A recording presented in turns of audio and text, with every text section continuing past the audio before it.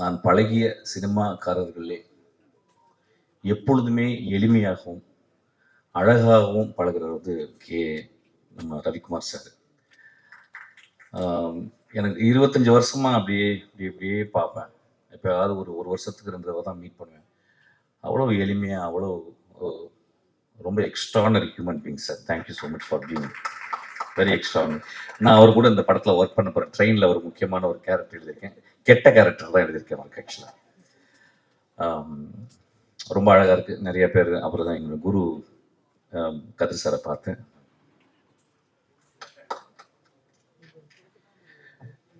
இங்கே பார்த்தீங்கன்னா நிறைய குருக்கள் இருக்காங்க.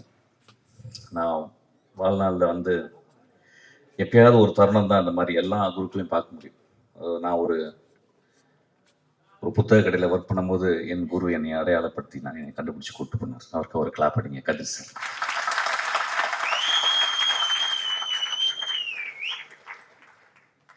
அவர் என்னை கூப்பிட்டு போனான்னா இன்னைக்கு நான் மேடையில் இருந்துக்க மாட்டேன்.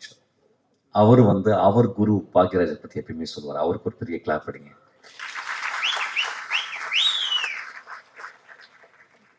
ஒரு குரு இன்னொரு குருவை உருவாக்கி கொண்டே இருக்கிறது. இந்த ஒரு தொடர்ச்சி வந்து ரொம்ப அழகானது. அப்படித்தான் கனிஷ்கா நீயும் வரணும்னு நினைக்கிறேன். ஆக்சுவலாக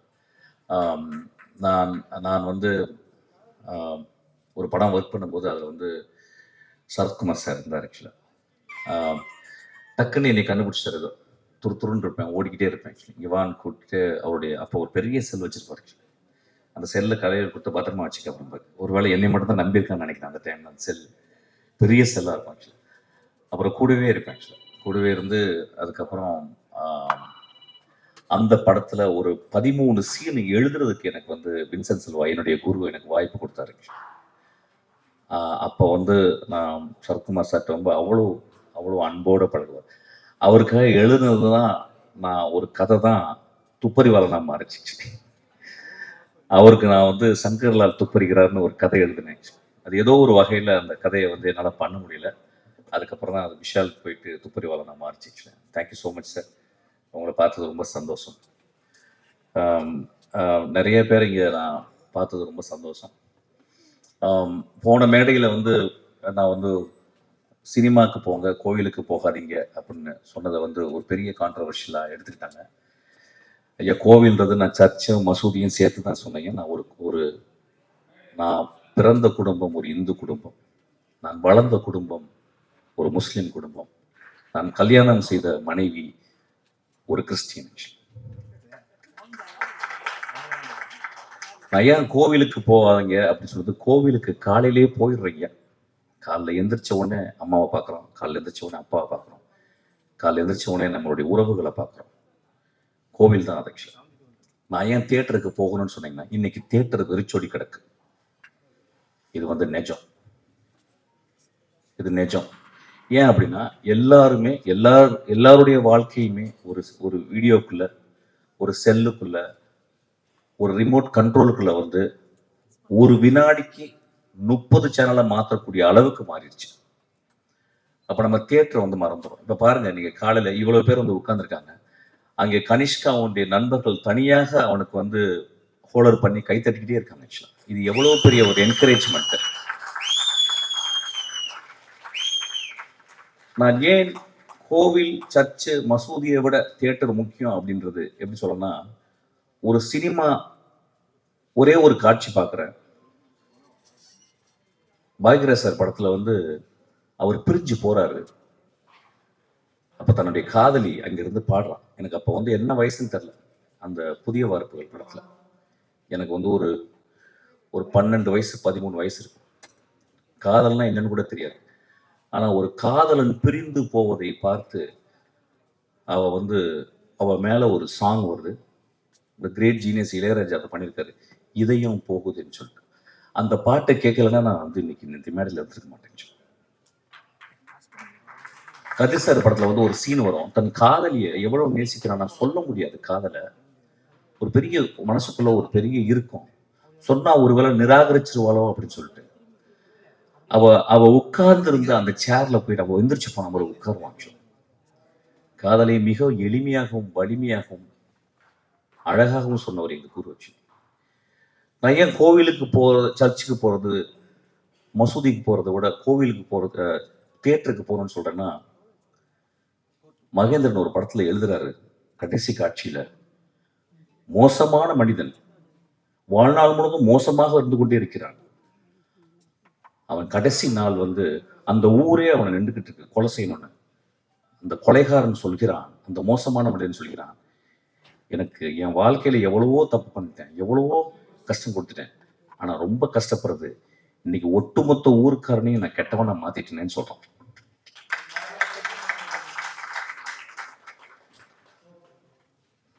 கொலை செய்து விட்டு, தன் காதலனுக்காக கொலை செய்து விட்டு பல வருடங்கள் ஜெயிலில் இருந்து அவ ஒரு படகுல வந்து இறங்குறான். அவ அந்த படகுல இருந்து இறங்கி, அந்த ஓடத்துல இருந்து இறங்கி அந்த கரையில கால் வைக்கும் போது அவளுக்காக 20 வருஷம் காத்திருந்த, நோய்வாய்ப்பட்டு படுக்கையோடு இருந்த அந்த மனிதனுக்கு நெஞ்சு துடிக்குது ஐயா.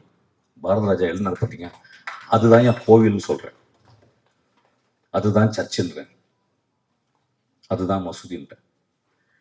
இறைவனை மறுக்க முடியாது. நான் மிகச்சிறந்த இறைவனை மறுப்பாளர்களை நான் வாழ்நாள் பார்த்திருக்கிறேன். எஸ்விஆர் போன்ற அவர்களை நான் நான் நான் கும்பிட்டு கொண்டிருக்கிறேன். நான் சொன்னது, ஒரு 2 பேரா உட்கார்ந்து ஒரு வீட்டில் டிவி பார்க்கலாம், ஆனா ஒரு பெரிய ஸ்பெக்டக்கல், ஒரு தோனி ஆடுறத வந்து கிட்டத்தட்ட லட்சக்கணக்கான போய் நேர பார்த்தாதான் அது ஒரு பெரிய செலிப்ரேஷன். அது மாதிரி முதல் செலிப்ரேஷன் வந்து தியேட்டர். ஒரு 5000 வருஷத்துக்கு முந்தி கிரீக் தியேட்டர்ல இது வரைக்கும் 9000 நாடகங்கள் எழுதப்பட்டிருக்கிறான். மொத்தம் 33 தியேட்டர் பிளே தான் இப்ப அவைலபிள் இருக்கு எக்ஸ்டென்டா. அப்ப எத்தனை பேர் வந்து பார்ப்பாங்களாம்? 16,000 பேர் வந்து தியேட்டரை பார்ப்பாங்களாம். ஏன் தியேட்டர் போகணும் அப்படின்றது வந்து எப்படின்னா, இந்த காலகட்டத்துல நம்ம எவ்வளவு உறவுகளை தெரிஞ்சிருக்கோம். இன்னைக்கு என்ன ரொம்ப அழகானதுன்னா, இந்த விக்ரமன் சாரும் இன்னைக்கு வந்து கே எஸ் ரவிக்குமார் சார் வந்தோடனே இந்த ஒட்டுமொத்த தமிழ் சினிமாவும் இங்க வந்து உட்கார்ந்துருக்கிறது காரணம் என்னன்னு கேட்டீங்கன்னா, இந்த 2 தெய்வங்களுக்காக தான். கோவில்ல மட்டும், மசூதியில மட்டும், சர்ச்சில் மட்டும் தெய்வங்கள் இல்லையா, மிகப்பெரிய எழுத்தாளர், மிகச்சிறந்த எழுத்தாளர். வானத்தை போல அப்படின்ற ஒரு டைட்டில ஒரு கலைஞன் மட்டும்தாங்க எழுத முடியும். ஒரு பொயட்ரிங் அது. வானத்தை போல வாழுங்கடான்னு சொல்றான். வாழ்க்கையில் எப்பொழுதும் சோகங்கள் இருக்கும், புது வசந்தம் வீசும் ஐயா அப்படின்னு சொல்றான். ஒரு எழுத்தாளனும் ஒரு திரைப்பட சிற்பியும் மட்டும்தான் சொல்ல முடியும். கோவிலும் சர்ச்சும் மசூதியும் ஸ்பிரிச்சுவல் என்கொயரி பண்றது, சினிமா தியேட்டர்கள் மாரல் என்கொயரி பண்றது. இன்னைக்கு ஸ்பிரிச்சுவல் என்கொயரியை விட மாரல் என்கொயரி தேவைன்னு கேட்கிறேன். அதுக்காக தான் நான் அசைன்மெண்ட் சொன்னேன். அதாவது ஒட்டுமொத்தமாக ஒரு மேடையில் பேசும்போது 10 நிமிஷத்துல ரொம்ப பேச முடியாது, விளாவரியாக பேச முடியாது. அதை தட்டையாக எடுத்துக்கொண்டு, ஒத்தை கருத்தாக எடுத்துக்கொண்டு அதை அப்படி சாடாதீங்கயா. என்னுடைய படங்கள் தேவதைகளையும் மகா மனிதர்களையும் மட்டுமே சொல்லிக் கொண்டிருக்கின்றன. இங்க இருக்க எல்லாருமே அப்படித்தான். இன்னைக்கு நான் வந்தது 3 தடவை எனக்கு விக்ரமன் சார் எவ்வளவு பெரிய டேரக்டர், எனக்கு 3 தடவை அவர் வந்து எனக்கு மெசேஜ் பண்றாரு, கால் பண்றாரு. அப்புறம் கே எஸ் ரவிக்குமார் சார், இது மிக அழகான ஒரு மேடை. பார்த்திபன் சார் வந்து கேட்டார், என்ன பேச போறீங்கன்னு நான் யோசிக்கிறேன்னு கேட்டார். நான் பார்த்திபன் சாரை பற்றி என்னுடைய லாஸ்ட் பர்த்டேக்கு நான் கூப்பிட்டேன். பார்த்திபன் சார் வந்து ஒரு சின்ன கிஃப்ட் கொடுத்துட்டு போயிட்டார். அதுக்கப்புறம் ஒரு சின்ன பதிவு போட்டிருந்தார். அந்த பதிவில் நான் இன்னமும் அவரை தவறாக பேசியதாகவும், அது என் கூட இருந்த ஒரு மனிதர் அவர்கிட்ட போய் சொல்லி உங்களை பற்றி தவறாக பேசிட்டாரு அப்படின்னால ரொம்ப வருத்தம் அடைந்தாலும் சொல்லியிருந்தார். அவர் இருக்கும்போது பேசணும்னு நினைச்சேன். ஒருவேளை நான் அப்படி பேசியிருக்கலாம் ஐயா. நான் தனி அலையில் இருக்கும் பொழுது நான் இளையராஜாவையும் மணிரத்னத்தையும் விமர்சிக்கிறதுக்கு தகுதி எனக்கு இருக்க, உரிமை இருக்கு. நம்ம வீட்டில் எல்லாரும் பண்றதுதான். நான் என்ன பேசுறேன்னு தெரியல, ஆனால் உங்களுக்கு புதிய பாதையை நான் எப்பொழுதுமே நான் கோவிலாக கும்பிட்டு கொண்டே இருப்பேன் ஐயா. நீங்கள் ஒரு மகா சிருஷ்டிகர்த்தா. ஒவ்வொரு படத்தையும் நீங்கள் ஏதாவது ஒன்று ஆடியன்ஸ் கொடுக்கணும்னு யோசிச்சுக்கிட்டே இருக்கீங்க. நீங்களும் ஒரு கடவுள் தான். ஒருவேளை நான் தெரியாமல் ஏதாவது பேசியிருந்தால் நான் மன்னிப்பு கோருகிறேன். அப்படி பேசியிருக்க மாட்டேன். ஒரு மனிதனை பத்தி இன்னொரு மனிதனிடம் போயிட்டு அவன் இப்படி பேசினான் அப்படி பேசினான்னு தயவுசெய்து நம்பாதீங்க. அவன் கடுமையான கோழை. அவன் என்னிடம் எந்திரித்து நான் தப்பாக பேசும்போது நீ தப்பா பேசிட்ட அப்படின்னு சொல்லியிருந்தா அவன் நல்லவன். ஸோ கோழைகளின் வார்த்தைகளை நம்பாதீர்கள். நான் சொன்னனா என்னன்னு தெரியல, பட் இருந்தாலும் நான் மன்னிப்பு கேட்டுக்கிறேன். உங்களை நான் வந்து உங்க படங்களை விமர்சிக்கிறதுக்கு என் தனி அறையில் எனக்கு உரிமை இருக்கு. கே.எஸ். ரவிக்குமார் சார் வந்து ஜாலியா எடுப்பாரு அப்படின்றது எனக்கு உரிமை இருக்கு. மிஷ்கின் வந்து பிளாக்காவே எடுப்பான் அப்படின்னு சொல்றதுக்கு உரிமை இருக்கு. பெரிய மயிர் மாதிரி பேசுறான் அப்படின்னு சொல்றதுக்கு உரிமை இருக்கு. நேர்ல பேசும்போது நம்மலாம் ரொம்ப சொந்தக்காரங்க, நம்மலாம் வந்து குடும்பத்தவங்க. ஸோ அதனால இதை நான் பதிவு பண்ணிக்கிறேன். ரொம்ப அழகான ஒரு மாலை இது, காலை. கனிஷ்கா, உனக்கு பெரிய ரெஸ்பான்சிபிலிட்டி இருக்கு. பெரிய பெரிய ஆளுங்களாம் உன்னை வாழ்த்திருக்காங்க. நான் ட்ரைலர் பார்க்கலாம், நிச்சயம் இந்த படம் நல்லா வரும். ஏன்னா இந்த 2 கிரேட் சோல்ஸ் உன் பின்னாடி இருக்கிறாங்க. ஆக்சுவலாக இயக்குநர்களுக்கு வாழ்த்துக்கள், சத்யாவுக்கு வாழ்த்துக்கள். Thank you so much. இந்த படம் பெரிய வெற்றி அடையணும். எல்லாரும் போய் தியேட்டரில் பார்க்கணும். தயவுசெய்து ரிமோட் கண்ட்ரோலில் பார்க்காதீங்க, தியேட்டரில் பார்க்கணும்னு கேட்டுக்கிறேன். ஒரு சின்ன அழகான ஒரு விஷயம் சொல்கிறேன்.